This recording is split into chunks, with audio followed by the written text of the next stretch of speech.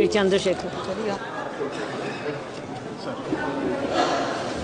माननीय सभापति महोदया जी, मैं सर्वप्रथम तो आपका धन्यवाद करता हूं कि आपने मुझे रेलवे संशोधन विधेयक 2024 पे अपनी बात रखने का मौका दिया।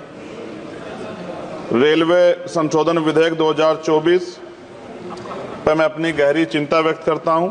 यह विधेयक भले ही रेलवे के शासन ढांचे को सुव्यवस्थित करने का लक्ष्य रखता हो, लेकिन ये हमारे रेलवे सिस्टम की मूलभूत ताकत को कमजोर कर सकता है। केंद्र सरकार की बढ़ती भूमिका भले ही अच्छे इरादों से प्रेरित हो, लेकिन इससे नौकरशाही में देरी हो सकती है और समय पर निर्णय लेने की क्षमता कम हो सकती है। हमें अपने रेलवे सिस्टम की चपलता और लचीलेपन को खोने का जोखिम उठा रहे हैं। रेलवे बोर्ड में सदस्यों की नियुक्ति में मंत्री जी से पूछना चाहता हूं कि क्या SC, ST, OBC और महिलाओं को इस बोर्ड में जगह मिलेगी?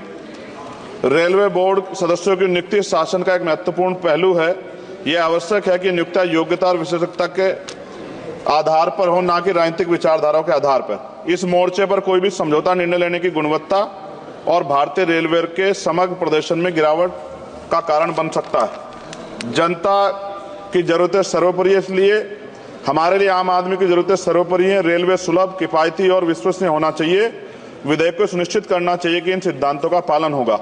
हालांकि विधेयक का उद्देश्य अच्छा हो सकता है, लेकिन इससे संभावित परिणाम दूरगामी है। हमें सावधानीपूर्वक आगे बढ़ना चाहिए और सुनिश्चित करना चाहिए कि सुधार रेलवे के मूल तत्वों को कमजोर न करें। साथ साथ सभापति महोदया, जिस लोकसभा क्षेत्र से मैं आता हूं, नगीना, वो बहुत पिछड़ा हुआ क्षेत्र है।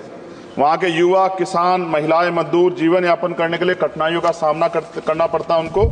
इसलिए मैं माननीय मंत्री जी से मांग करूंगा कि नजीबाबाद से मुंबई और जम्मू के लिए ट्रेन चलाई जाए। साथ साथ नजीबाबाद स्टेशन गढ़वाल का प्रवेश द्वार है। मैं आपसे आग्रह करूंगा कि वहां जल भराव की समस्या होती है स्टेशन पे, उसकी देखरेख की जाए। बेगमपुरा एक्सप्रेस वाराणसी टू जम्मू तवी का स्टॉपेज वहां हो। दिल्ली जाने के लिए सुबह में कोई ट्रेन नहीं है, मुझे भी आना पड़ता है तो बहुत परेशानी का सामना करना पड़ता है अक्सर, जब मैं कोशिश करता हूं कि सेशन में चला जाऊं, क्योंकि ये रेलवे की सुविधा आपने उपलब्ध कराई है। जलालाबाद क्रॉसिंग पे ओवर ब्रिज बनना चाहिए। धामपुर में 2 जगह पे समस्या है सर, कई घंटे खड़ा होना पड़ता है, ओवर ब्रिज की आवश्यकता है वहां। नगीना में ओवर ब्रिज की जो कोतवाली वाला क्षेत्र है उसमें, सेहोरा में ओवर ब्रिज की दिक्कत है, किरतपुर में है। और बैकलॉग सर बहुत इंपॉर्टेंट विषय है। रेलवे का बैकलॉग जल्दी भरना चाहिए। जनरल कोच बढ़ाए जाने चाहिए, क्योंकि बहुत बड़ी आबादी रेलवे में सफर करती है।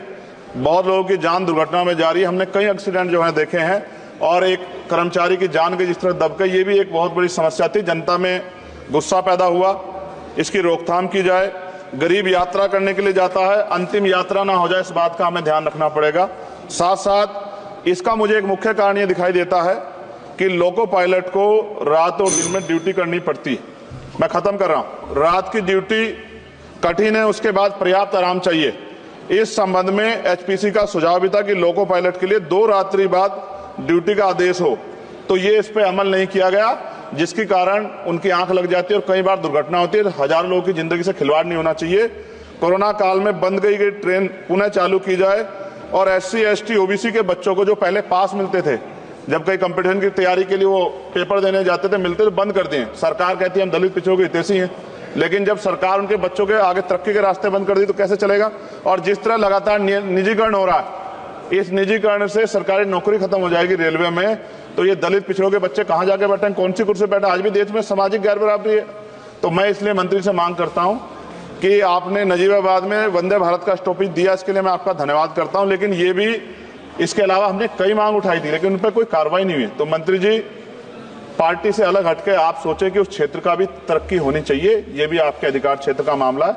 मैं दोबारा सभापति महोदय को धन्यवाद देता हूं और माननीय मंत्री से आग्रह करता हूं कि हमारी मांगों पर ध्यान दें और उस क्षेत्र में अवसर पैदा हो, इसका ख्याल रखें। बहुत बहुत धन्यवाद।